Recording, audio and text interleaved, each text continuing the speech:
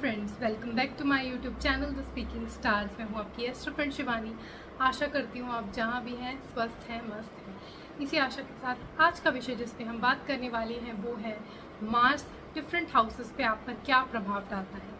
आज की वीडियो में हम 1 से 6 हाउसेस में मार्स का प्रभाव देखेंगे और नेक्स्ट वीडियो यानी कि पार्ट 2 में हम 6 से 12 हाउसेस में मार्स का क्या इफेक्ट आपके ऊपर आता है ये देखेंगे।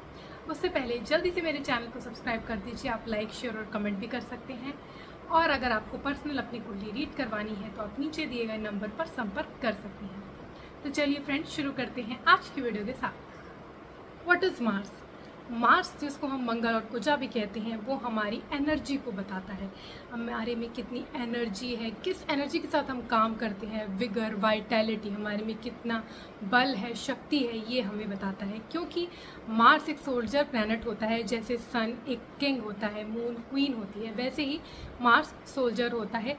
इसीलिए वो एक सोल्जर क्वालिटी, जैसे एक सोल्जर में क्वालिटी होती है, लड़ने की शक्ति होती है, वो मार्स डिनोट करता है। मार्स हमारे बड़े भाई को भी डिनोट करता है और हमारी बॉडी में जो ब्लड, जिसका जो रक्तचाप हो रहा है, वो भी हमारा मार्स डिनोट करता है। तो एक्चुअल में मार्स हमारे जो भी एनर्जेटिक चीज़ें होती हैं, हमारे में जो विश्वास होता है, आत्मबल होता है, जिस एनर्जी से हम काम करते हैं, ये समय भी मार्स डिनोट करता है। मार्स अगर फर्स्ट हाउस, जो कि पर्सनैलिटी का हाउस होता है, मैंने आपको हाउसेस के बारे में प्रीवियस वीडियो में बताया था। अगर आपने वो वीडियो नहीं देखी है तो आप ऊपर दिए गए लिंक में देख सकते हैं। उसमें जो फर्स्ट हाउस होता है, क्योंकि पर्सनैलिटी का होता है, इसीलिए मार्स वहाँ बैठ के इंसान की जो पर्सनैलिटी है उसमें बहुत ज़्यादा एनर्जी क्रिएट करता है, वाइटैलिटी क्रिएट करता है। किसी भी काम को इंसान जब शुरू करता है बहुत उत्तेजना के साथ करता है, उसमें वो एनर्जी होती है और विल पावर होती है किसी भी काम को पूरा करने की एनर्जी के साथ। और वो इंसान क्योंकि पर्सनैलिटी पे बैठा है तो इसलिए हो सकता है उसका कलर थोड़ा सा रेडिश हो, और अगर थोड़ा सा नेगेटिवली प्लेस्ड है तो हो सकता है उसके जो फेस पे कुछ ब्रूसेस यानी कट्स वगैरह के निशान हो सकते हैं उस इंसान के चेहरे पे। और अगर नेगेटिवली प्लेस्ड है तो थोड़ा सा एग्रेसिव हो सकता है इंसान, प्राउडी, इगोइस्टिक हो सकता है। और पॉजिटिवली है तो हो सकता है कि वो किसी पुलिस प्रोफेशन में हो, या हो सकता है कि वो ऐसी कोई फील्ड में हो, जैसे स्पोर्ट्स पर्सन हो सकता है, क्योंकि ऐसे लोगों को फिजिकल एक्टिविटी करना भी बहुत अच्छा लगता है। यहाँ से उसका जो एस्पेक्ट है वो 7th हाउस में होता है, और 7th हाउस जो होता है वो पार्टनर का हाउस होता है।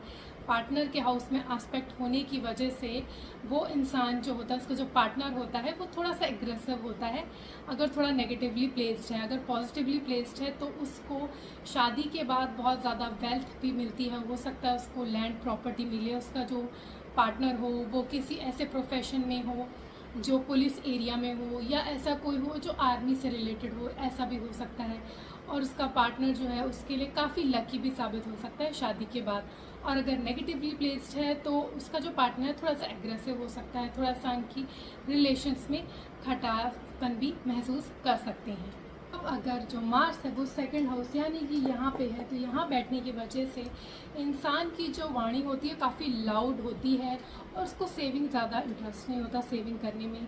फैमिली में वो ऐसा इंसान होता है जो औरों को जो होता है डोमिनेट करता है, क्योंकि फैमिली का भी हाउस है तो फैमिली पर्सन में थोड़ा सा डोमिनेटिंग होता है। और अगर नेगेटिवली एस्पेक्टेड है या नेगेटिवली प्लेस्ड है तो इंसान की जो वाणी होती है बहुत हार्श हो जाती है। कभी कभी अब्यूसिव लैंग्वेज भी वो इंसान यूज़ कर सकता है।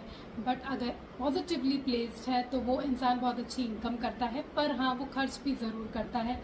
उसको स्पाइसी, हॉट फूड, ऐसे फूड ज़्यादा प्रेफर करता है वो इंसान। और यहाँ पे होने की वजह से उसका जो एस्पेक्ट है वो 8th हाउस में होता है, जो कि होता है हिडन चीज़ों का। इसीलिए उसके वो कभी कभी ऐसा हो सकता है कि उसके पास कोई हिडन सोर्सेज हो। इन लॉस से शादी के बाद उसको प्रॉफिट हो सकता है अगर पॉजिटिवली प्लेस्ड है यहाँ पे मार्स। तो अगर नेगेटिवली प्लेस्ड है तो उसको थोड़ा सा लॉस भी हो सकता है, सडन लॉस भी वो इंकर कर सकता है। यहाँ पे होने की वजह से हो सकता है कि उसको टेक्नोलॉजी में इंटरेस्ट हो, डिजिटल वर्ल्ड में भी वो इंसान हो सकता है, या हिडन सोर्सेस में वो ऐसा कुछ इनकम गेन कर सकता है। और वो काफ़ी सेक्सुअली भी एक्टिव हो सकता है यहाँ पे एस्पेक्ट होने की वजह से। अगर मार्स 3rd हाउस यानी कि यहाँ पे बैठा है, क्योंकि वो 3rd हाउस में है और थर्ड हाउस में मार्स बहुत अच्छा काम करता है, बहुत ही अच्छा माना गया है, क्योंकि वो हाउस होता है सेल्फ एफर्ट का, करेज का। जहाँ पे जब मार्स जो सोल्जर होता है, करेज वाले हाउस में जब सोल्जर आता है तो पूरे अपने एफर्ट से वो अपने फेम, पावर, लाइफ में सब कुछ अपने लिए अरेंज करता है। और इंसान का जो कम्युनिकेशन होता है वो थोड़ा सा ब्लंट हो सकता है, और हो सकता है वो फॉन्ड हो ट्रैवलिंग का, उसको जगह जगह जाना बहुत पसंद होता है, और अपने एफर्ट से वो पूरी अपनी जो सुख सुविधा की चीज़ें हैं वो अपने लिए अटेन कर लेता है। यहाँ पे होने की वजह से जो उसका एस्पेक्ट है वो होता है 9th हाउस में, जो कि हाउस होता है लक का। तो इसीलिए उसका लक भी बहुत अच्छा होता है, वो रिस्पॉन्सिबल होता है टूवर्ड्स योर फैमिली, उसको डिफरेंट कल्चर को जानना बहुत अच्छा लगता है। अपने फादर से उसके रिलेशन थोड़े से स्ट्रेंज हो सकते हैं, और हो सकता है कि उसके अपने भाइयों से भी थोड़े से रिलेशन में प्रॉब्लम हो। तो ये इफेक्ट होता है जब वो थर्ड हाउस में हो तब।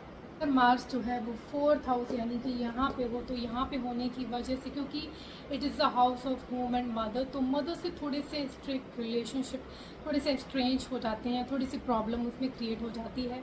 अगर अच्छी डिग्निटी में हो तो इंसान लैंड प्रॉपर्टी का, बहुत सारी प्रॉपर्टी का ओनर भी होता है। कभी कभी उसके एक से ज़्यादा भी प्रॉपर्टी होने के चांसेस होते हैं। अगर बैड डिग्निटी में हो तो चांसेस होते हैं कि वो लूज़ कर दे अपनी जो कन्वीनियंस या प्रॉपर्टी होती है वो।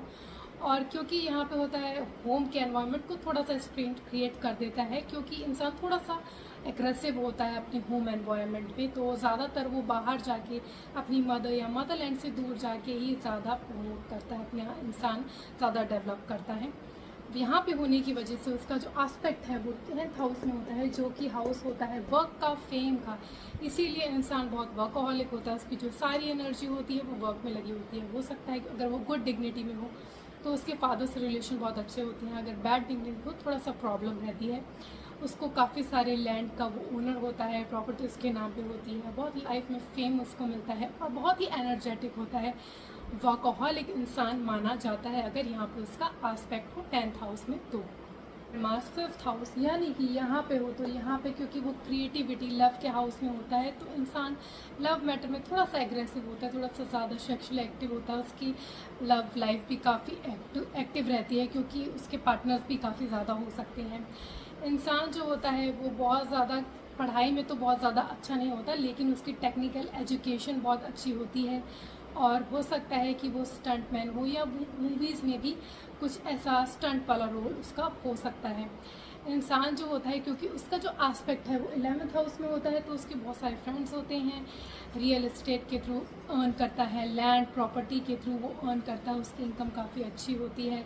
और इंसान में क्योंकि एनर्जी होती है, तो टेक्निकली अगर वो टेक्निकल फील्ड में जाए तो उसकी काफ़ी अच्छी गेन होती है, इनकम होती है, और वो ओनर भी बनता है काफ़ी सारी लैंड एंड प्रॉपर्टी का। मार्स जो है वो 6th हाउस यानी कि यहाँ पे हो, यहाँ पे बैठने की वजह से, जो कि हाउस होता है त्रिक भाव होता है, और जो डेड डिजीज़ एनिमीज़ का होता है, इसीलिए यहाँ पे मार्स बहुत अच्छा काम करता है। यहाँ पे बैठ के मार्स जो भी एनिमीज़ होते हैं उसके ऊपर जीत पाने में हेल्प करता है।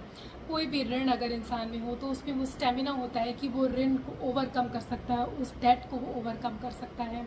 और किसी अगर कॉम्पिटिटिव एग्ज़ाम में इंसान बैठता है तो जनरली अगर वो गुड डिग्निटी में हो तो उसको उसमें हमेशा जीत ही हासिल होती है। वो उसमें हो सकता है कि वो विन कर जाए उस कॉम्पिटिटिव एग्ज़ाम में, ऐसा चांसेस यहाँ पे होते हैं। इंसान जो होता है उसकी रिलेशनशिप थोड़े अपने ब्रदर से थोड़े से स्टिफ रहते हैं यहाँ पे रह के। और क्योंकि यहाँ पे रह के मार्स का जो एस्पेक्ट होता है वो 12th हाउस में होता है, तो इंसान फॉरेन ट्रैवल्स करता है। हो सकता है उसको इंसोम्निया यानी कि उसको नींद ना आने की थोड़ी सी प्रॉब्लम हो सकती है, या उसको हो सकता है बैड ड्रीम्स आते हों, या हो सकता है कि वो बाहर जाके थोड़ा सा लैंड प्रॉपर्टी भी खरीद सकता है अगर अच्छी डिग्निटी में हो तो, नहीं तो उसको बाहर जाके थोड़ा सा नुकसान भी हो सकता है। ऐसा कुछ होता है अगर उसका जो एस्पेक्ट हो वो 12th हाउस में हो तब। आज के लिए इतना ही। मेरी इस वीडियो में हमने मार्स का इफेक्ट फर्स्ट 6 हाउसेस में देखा। मेरे नेक्स्ट वीडियो में हम 6 to 12 मार्स का इफेक्ट आप पर क्या होता है, उसका क्या प्रभाव पड़ता है, ये जानेंगे। For that stay tuned, stay connected and do subscribe my channel. तब तक के लिए ओम शांति, थैंक यू।